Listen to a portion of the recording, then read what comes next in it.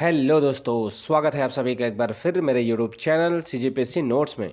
दोस्तों, आज के इस वीडियो में हम छत्तीसगढ़ के आधुनिक इतिहास के बारे में पढ़ने वाले हैं, जो कि आने वाले सभी एग्ज़ाम के लिए काफ़ी इम्पोर्टेंट है। दोस्तों, आज के इस वीडियो में हम छत्तीसगढ़ के आधुनिक इतिहास के उन प्रश्नों के बारे में पढ़ेंगे जो अक्सर एग्ज़ाम में पूछे जाते हैं। तो चलिए जानते हैं उन प्रश्नों के बारे में जो अक्सर एग्ज़ाम में पूछे जाते हैं। इससे पहले हमने छत्तीसगढ़ के इतिहास से कुछ और भी प्रश्न पढ़े हैं। अगर आपने वह अभी तक वीडियो नहीं देखा तो मैंने डिस्क्रिप्शन में लिंक दे दिया है, आप जाकर वहाँ देख सकते हैं। तो चलिए दोस्तों, शुरू करते हैं आज का वीडियो और जानते हैं उन सभी महत्वपूर्ण प्रश्नों के बारे में जो आने वाले एग्ज़ाम के लिए काफ़ी इंपॉर्टेंट है। तो चलिए शुरू करते हैं आज का वीडियो और जानते हैं छत्तीसगढ़ के आधुनिक इतिहास के बारे में।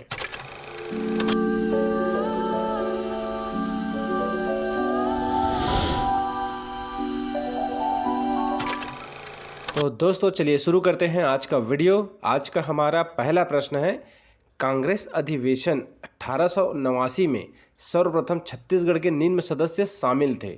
Option A Vamanrao Lakhe, option B Ramdayal Tiwari, option C CM Thakkar या ऑप्शन डी माधवराव सप्रे। तो दोस्तों याद रखिएगा, कांग्रेस अधिवेशन 1889 में छत्तीसगढ़ के सदस्य जो कि वामनराव लाखे, रामदयाल तिवारी, सीएम ठक्कर और माधवराव सप्रे, ये चारों जो है छत्तीसगढ़ में के सदस्य शामिल थे कांग्रेस अधिवेशन 1889 में। तो याद रखिएगा, ये चारों सदस्य जो है छत्तीसगढ़ के शामिल थे। दोस्तों, आज का हमारा दूसरा प्रश्न है, छत्तीसगढ़ में राष्ट्रीय चेतना हेतु बिलासपुर में निम्न कार्यक्रम चलाए गए थे। ऑप्शन ए बुद्धि प्रकाश सभा का आयोजन हुआ था, ऑप्शन बी रीडिंग क्लब बनाए गए थे, option C Bengal Nagpur railway institute खोला गया था या ऑप्शन डी इनमें से कोई नहीं। तो दोस्तों याद रखिएगा, छत्तीसगढ़ में राष्ट्रीय चेतना हेतु बिलासपुर में बुद्धि प्रकाश सभा का आयोजन हुआ था, रीडिंग क्लब बनाए गए थे और बंगाल नागपुर रेलवे इंस्टीट्यूट खोला गया था। तो ये तीनों ऑप्शन जो कि बिल्कुल सही है, यह बिलासपुर में चलाए गए कार्यक्रम है जो कि राष्ट्रीय चेतना हेतु बिलासपुर में चलाए गए थे। तो याद रखिएगा, यह तीनों बिलासपुर से संबंधित है राष्ट्रीय चेतना हेतु। अगर आप मेरे चैनल पर नए हैं तो चैनल को सब्सक्राइब कर लीजिएगा, बेल आइकन को प्रेस कर लीजिएगा और ऑल पे क्लिक कर लीजिएगा ताकि मेरा जब भी वीडियो आए आपको नोटिफिकेशन मिलते रहे। दोस्तों चलिए अगला क्वेश्चन देखते हैं। यह क्वेश्चन बहुत ही इंपॉर्टेंट है, तो चलिए शुरू करते हैं। माधवराव सप्रे की मासिक पत्रिका छत्तीसगढ़ मित्र का प्रकाशन कहाँ से हुआ था? ऑप्शन ए पेंड्रा रोड से, ऑप्शन बी बंगाल से, ऑप्शन सी नागपुर से या ऑप्शन डी रायपुर से। तो दोस्तों यह क्वेश्चन बार बार पूछा गया है, तो आपका सही उत्तर हो जाएगा ऑप्शन ए पेंड्रा रोड से जो है छत्तीसगढ़ मित्र मासिक पत्रिका का प्रकाशन हुआ था, जो कि माधवराव सप्रे की पत्रिका है। दोस्तों याद रखिए, इससे 2-3 क्वेश्चन पूछे जाते हैं कि छत्तीसगढ़ मित्र कौन सी पत्रिका है, मासिक पत्रिका है या साप्ताहिक पत्रिका है। तो याद रखिएगा, छत्तीसगढ़ मित्र जो है मासिक पत्रिका है और यह माधवराव सप्रे की पत्रिका है, जो कि पेंड्रा रोड से इनका प्रकाशन हुआ था, जो कि एग्ज़ाम में कई बार पूछा जा चुका है। तो याद रखिएगा, माधवराव सप्रे द्वारा मासिक पत्रिका छत्तीसगढ़ मित्र पेंड्रा रोड से प्रकाशित हुआ है। ऑप्शन ए बिल्कुल सही है, पेंड्रा रोड। दोस्तों चलिए अगला प्रश्न देखते हैं। नरम दल में छत्तीसगढ़ के निम्नलिखित सदस्य शामिल नहीं थे, यानी कि इनमें से नरम दल के सदस्य निम्न में से कौन से नहीं हैं? Option A doctor Hari Singh Gour, option B doctor Moonje, option C CM Thakkar, option D Kelkar या ऑप्शन ई रविशंकर शुक्ला। तो दोस्तों आपका सही उत्तर हो जाएगा ऑप्शन ई रविशंकर शुक्ला जो है गरम दल के सदस्य थे, इसलिए आपका ऑप्शन ई बिल्कुल सही है। रविशंकर शुक्ला जो कि गरम दल के सदस्य थे, नरम दल के नहीं। तो आपका सही उत्तर हो जाएगा ऑप्शन ई रविशंकर शुक्ल जो कि गरम दल के सदस्य थे। और बात करें वहीं डॉक्टर हरि सिंह गौर, डॉक्टर मुंजे, सीएम ठक्कर और केलकर की, तो ये चारों जो है नरम दल के सदस्य थे। तो याद रखिएगा, यह चारों एग्जाम में पूछे जा सकते हैं कि नरम दल के सदस्य निम्न में से कौन थे। तो ये चारों नाम याद रखिएगा और याद रखिएगा कि डॉक्टर रविशंकर शुक्ला जो है गरम दल के सदस्य थे। दोस्तों चलिए अगला प्रश्न देखते हैं। निम्नलिखित में से किसने तात्यापारा के हनुमान मंदिर के पास जन सम्मेलन पर भाषण दिया था? ऑप्शन ए रविशंकर शुक्ला ने, ऑप्शन बी दादा साहब खारपड़े ने, ऑप्शन सी वामन राव लाखे ने, या ऑप्शन डी हनुमान सिंह ने। तो दोस्तों याद रखिएगा, यह क्वेश्चन बहुत ही इंपॉर्टेंट है, अक्सर एग्जाम में पूछे जाते हैं। तो आपका सही उत्तर हो जाएगा ऑप्शन बी, दादा साहब खारपड़े ने तात्यापारा के हनुमान मंदिर के पास जन सम्मेलन में भाषण दिया था। तो आपका सही उत्तर हो जाएगा ऑप्शन बी, दादा साहब खारपड़े। दोस्तों चलिए अगला प्रश्न देखते हैं। ठाकुर प्यारेलाल सिंह के द्वारा सरस्वती पुस्तकालय की स्थापना कहाँ पर की गई थी? ऑप्शन ए रायपुर में, ऑप्शन बी नागपुर में, ऑप्शन सी राजनांदगांव में, या ऑप्शन डी बिलासपुर में। तो दोस्तों आपका सही उत्तर हो जाएगा ऑप्शन सी, राजनांदगांव में जो है ठाकुर प्यारेलाल सिंह द्वारा सरस्वती पुस्तकालय की स्थापना की गई थी। इसलिए आपका सही उत्तर ऑप्शन सी, राजनांदगांव। दोस्तों चलिए अगला प्रश्न देखते हैं। बाल गंगाधर तिलक छत्तीसगढ़ कब आए थे? ऑप्शन ए 1915 में, ऑप्शन बी 1916 में, ऑप्शन सी 1917 में, या ऑप्शन डी 1918 में। तो दोस्तों आपका सही उत्तर हो जाएगा ऑप्शन सी, 1917 में जो है बाल गंगाधर तिलक छत्तीसगढ़ आगमन हुआ था। तो याद रखिएगा 1917 बाल गंगाधर तिलक छत्तीसगढ़ आगमन। ऑप्शन सी बिल्कुल सही है, 1917। दोस्तों चलिए अगला प्रश्न देखते हैं। रायपुर में होम रूल लीग के नेतृत्वकर्ता कौन थे? Option A Kunj Bihari Agnihotri, option B Ghanshyam Singh Gupt, option C Ravishankar Shukla, या ऑप्शन डी गोविंद प्रसाद तिवारी। तो दोस्तों याद रखिएगा, आपका सही उत्तर हो जाएगा ऑप्शन सी, रविशंकर शुक्ला जो है रायपुर में होम रूल लीग के नेतृत्वकर्ता थे। और बात करें वहीं बिलासपुर की, तो बिलासपुर से जो है कुंज बिहार अग्निहोत्री कर रहे थे। बात करें वहीं दुर्ग की, तो दुर्ग से जो है घनश्याम सिंह गुप्त थे। और बात करें गोविंद प्रसाद तिवारी की, तो गोविंद प्रसाद तिवारी जो है बिलासपुर से होम रूल की नेतृत्व करता थे। तो याद रखिएगा, अक्सर एग्जाम में पूछा जाता है।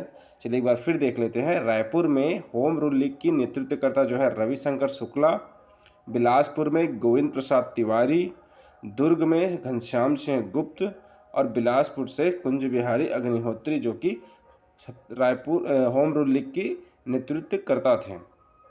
दोस्तों ये अक्सर एग्जाम में पूछा जाता है। दोस्तों चलिए अगला प्रश्न देखते हैं। गोपाल कृष्ण गोखले का छत्तीसगढ़ आगमन कब हुआ था? ऑप्शन ए 1917 में, ऑप्शन बी 1918 में, ऑप्शन सी 1920 में, या ऑप्शन डी 1921 में। तो दोस्तों याद रखिएगा, गोपाल कृष्ण गोखले का छत्तीसगढ़ आगमन हुआ था 1918 में, यानी ऑप्शन बी आपका बिल्कुल सही है। 1918 में गोपाल कृष्ण गोखले छत्तीसगढ़ आए थे। और बात करें वहीं 1917 की, तो 1917 में जो है बाल गंगाधर तिलक का आगमन हुआ था। याद रखिएगा, कंफ्यूज नहीं होना है। 1917 में बाल गंगाधर तिलक छत्तीसगढ़ आए थे और 1918 में गोपाल कृष्ण गोखले का छत्तीसगढ़ आगमन हुआ था। तो आपका उत्तर बी बिल्कुल सही है। 1918 में गोपाल कृष्ण गोखले का छत्तीसगढ़ आगमन हुआ था। दोस्तों चलिए अगला प्रश्न देखते हैं। रोलेट एक्ट के विरोध में छत्तीसगढ़ में जो है रतनपुर में किसने बांध निर्माण में लगे मजदूरों से कार्य बंद करने की अपील की थी? ऑप्शन ए बाबा पुरुषोत्तम दास ने, ऑप्शन बी बैरिस्टर छेदीलाल ने, ऑप्शन सी ठाकुर प्यारेलाल सिंह ने, या ऑप्शन डी पंडित सुंदरलाल शर्मा ने। दोस्तों आपका सही उत्तर हो जाएगा ऑप्शन ए, बाबा पुरुषोत्तम दास ने रतनपुर में बांध निर्माण में लगे मजदूरों से कार्य बंद करने की अपील की थी रोलेट एक्ट के विरोध में। तो याद रखिएगा, बाबा पुरुषोत्तम दास ने यह इससे कार्य करना बंद करवाया था। और बात करें वहीं पंडित सुंदरलाल शर्मा की, तो पंडित सुंदरलाल शर्मा ने धमतरी में रोलेट एक्ट के विरोध किया था। तो याद रखिएगा, धमतरी से जो है पंडित सुंदरलाल शर्मा है, और रतनपुर से बाबा पुरुषोत्तम दास, और बैरिस्टर छेदीलाल की बात करें तो यह बिलासपुर से, और ठाकुर प्यारेलाल सिंह जो है राजनांदगांव से नेतृत्व करता थे। तो याद रखिएगा, इनसे कभी कभी जगह पूछ लिया जाता है कि कौन सा नेता किस स्थान से नेतृत्व करते थे। तो पुरुषोत्तम दास रतनपुर से, बिलासपुर से बैरिस्टर छेदीलाल, ठाकुर प्यारेलाल सिंह राजनांदगांव, और पंडित सुंदरलाल शर्मा जो है धमतरी से नेतृत्व करते थे।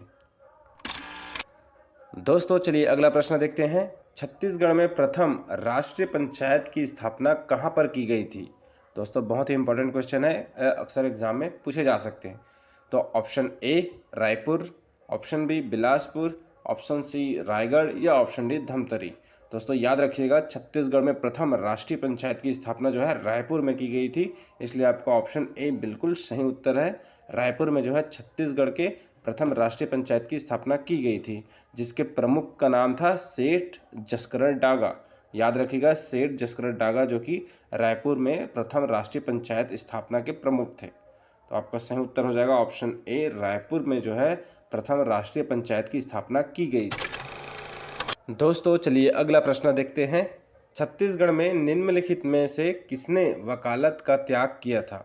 ऑप्शन ए बैरिस्टर छेदीलाल ने, ऑप्शन बी रत्नाकर झा ने, ऑप्शन सी रामदयाल तिवारी ने, ऑप्शन डी ठाकुर प्यारेलाल सिंह ने या ऑप्शन ए उपयुक्त सभी।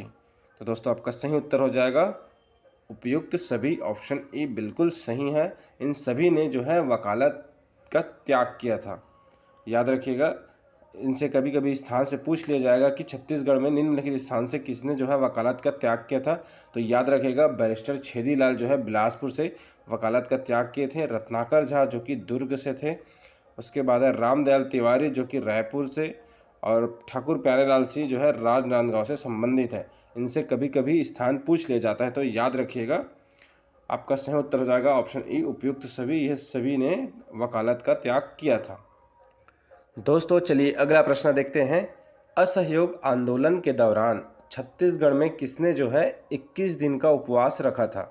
ऑप्शन ए पंडित छविराम चौबे ने, ऑप्शन बी काजी शेर खान ने, ऑप्शन सी वामनराव लाखे ने या ऑप्शन डी कल्याण जी ने। तो दोस्तों आपका सही उत्तर हो जाएगा ऑप्शन ए, पंडित छविराम चौबे ने असहयोग आंदोलन के दौरान छत्तीसगढ़ में 21 दिन का उपवास रखा था। तो आपका सही उत्तर हो जाएगा ऑप्शन ए, पंडित छविराम चौबे। दोस्तों चलिए अगला प्रश्न देखते हैं। छत्तीसगढ़ में कहाँ पर सर्वप्रथम राष्ट्रीय विद्यालय की स्थापना हुई थी? ऑप्शन ए रायपुर में, ऑप्शन बी बिलासपुर में, ऑप्शन सी धमतरी में या ऑप्शन डी राजनांदगांव में। तो दोस्तों याद रखिएगा, सर्वप्रथम छत्तीसगढ़ में राष्ट्रीय विद्यालय की स्थापना रायपुर में की गई थी, इसलिए ऑप्शन ए बिल्कुल सही उत्तर है। छत्तीसगढ़ में सर्वप्रथम राष्ट्रीय विद्यालय की स्थापना जो है रायपुर में की गई थी, जिसका प्रमुख जो है माधवराव सप्रे थे। याद रखिएगा, माधवराव सप्रे रायपुर के प्रथम राष्ट्रीय विद्यालय के प्रमुख थे। बात करें वहीं बिलासपुर की, तो बिलासपुर में बद्रीनाथ साव प्रमुख थे। बात करें धमतरी की, तो धमतरी में जो है छोटेलाल श्रीवास्तव जो है राष्ट्रीय विद्यालय के प्रमुख थे। और बात करें राजनांदगांव की, तो राजनांदगांव में ठाकुर प्यारेलाल सिंह प्रमुख थे। तो याद रखिएगा दोस्तों, कभी कभी स्थान पूछ लिया जाता है कि किस स्थान से कौन प्रमुख था। तो रायपुर से जो है माधवराव सप्रे, बिलासपुर से बद्रीनाथ साव, धमतरी से छोटेलाल श्रीवास्तव और राजनांदगांव से ठाकुर प्यारेलाल सिंह। और याद रखिएगा, सर्वप्रथम राष्ट्रीय विद्यालय की स्थापना जो है रायपुर में की गई थी। ऑप्शन ए बिल्कुल सही है। दोस्तों चलिए अगला प्रश्न देखते हैं। असहयोग आंदोलन के प्रचार हेतु निम्नलिखित में से किस नेताओं का छत्तीसगढ़ में आगमन हुआ था? ऑप्शन ए सुभद्रा कुमारी चौहान का, ऑप्शन बी राजेंद्र प्रसाद का, ऑप्शन सी सिंहराज राजगोपालाचारी का या ऑप्शन डी उपयुक्त सभी। दोस्तों याद रखिएगा, असहयोग आंदोलन के दौरान छत्तीसगढ़ में इन तीनों का आगमन हुआ था। तो आपका सही उत्तर हो जाएगा ऑप्शन डी उपयुक्त सभी। सुभद्रा कुमारी चौहान, राजेंद्र प्रसाद और श्री राजगोपालाचारी जो है तीनों असहयोग आंदोलन के प्रचार हेतु छत्तीसगढ़ में आए थे। तो आपका सही उत्तर हो जाएगा ऑप्शन डी उपयुक्त सभी। दोस्तों आज का हमारा 16वां प्रश्न है। कर्मवीर पत्रिका किसकी रचना है?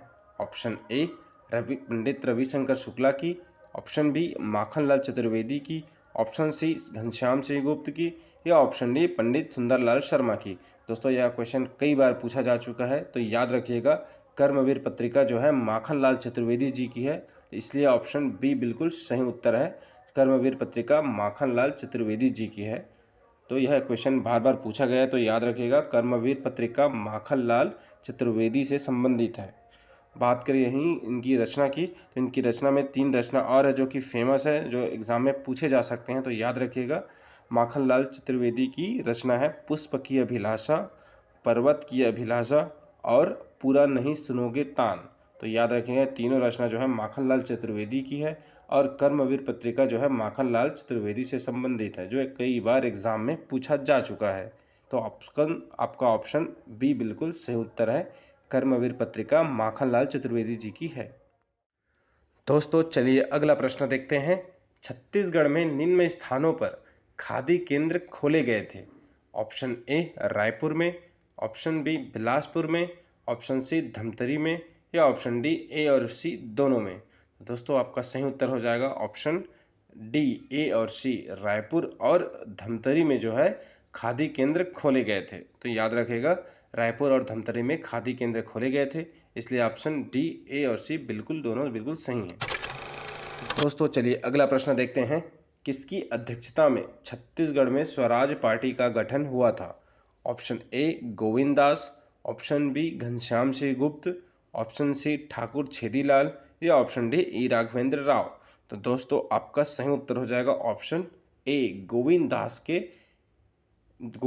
की अध्यक्षता में जो है छत्तीसगढ़ में स्वराज पार्टी का गठन किया गया था। तो याद रखेगा गोविंद दास जो है स्वराज पार्टी के प्रमुख नेता थे। तो याद रखिएगा छत्तीसगढ़ में स्वराज पार्टी का गठन जो है गोविंद दास के अध्यक्षता में हुआ था।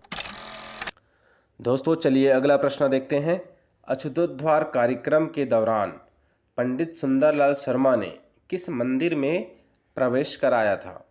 ऑप्शन ए राजीव लोचन मंदिर में, ऑप्शन बी रामचंद्र मंदिर में, ऑप्शन सी शिव मंदिर में या ऑप्शन डी गणेश मंदिर में। तो दोस्तों याद रखिएगा आपका सही उत्तर हो जाएगा ऑप्शन बी रामचंद्र देव मंदिर में जो है पंडित सुंदरलाल शर्मा ने मंदिर में प्रवेश कराया था। तो याद रखिएगा अछूतोद्धार कार्यक्रम के दौरान पंडित सुंदरलाल शर्मा ने रामचंद्र मंदिर में प्रवेश कराया था।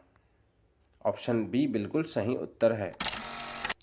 दोस्तों चलिए अगला प्रश्न देखते हैं। सविनय अवज्ञा आंदोलन के दौरान छत्तीसगढ़ में पंडित रविशंकर शुक्ला ने किससे नमक का निर्माण किया था।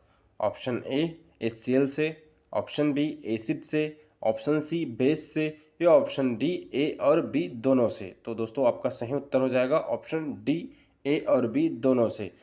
पंडित रविशंकर शुक्ला ने नमक का निर्माण जो है HCl और एसिड से दोनों को मिलाकर नमक का निर्माण किया था, जो कि सविनय अवज्ञा आंदोलन के दौरान।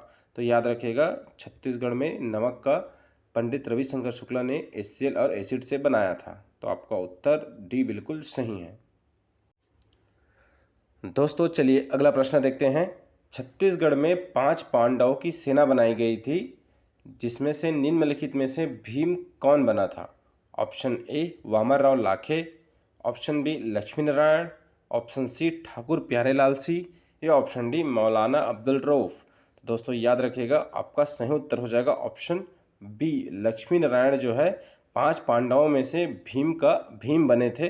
तो याद रखिएगा भीम से जो है लक्ष्मी नारायण संबंधित है। और बात करें वही वामनराव लाखे की, तो वामनराव लाखे जो है युधिष्ठिर बने थे, धर्मराज युधिष्ठिर। और बात करें ठाकुर प्यारेलाल सिंह की, तो ठाकुर प्यारेलाल सिंह जो है कि अर्जुन बने थे और मौलाना अब्दुल रऊफ जो है नकुल बने थे। तो याद रखिएगा लक्ष्मी नारायण जो है भीम बने थे, वामनराव लाखे धर्मराज युधिष्ठिर, ठाकुर प्यारेलाल सिंह अर्जुन और अब मौलाना अब्दुल रऊफ जो है नकुल।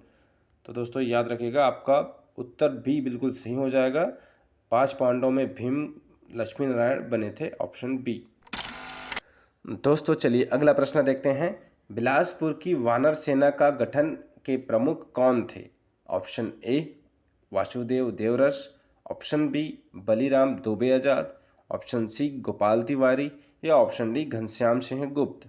तो दोस्तों आपका सही उत्तर हो जाएगा बिलासपुर के वानर सेना के प्रमुख थे ऑप्शन ए वासुदेव देवरस, जो कि बिल्कुल सही उत्तर है। ऑप्शन ए वासुदेव देवरस जो है बिलासपुर की वानर सेना के प्रमुख। दोस्तों चलिए अगला प्रश्न देखते हैं। रायपुर जिला कांग्रेस के सम्मेलन में किसे प्रथम डिक्टेटर चुना गया था।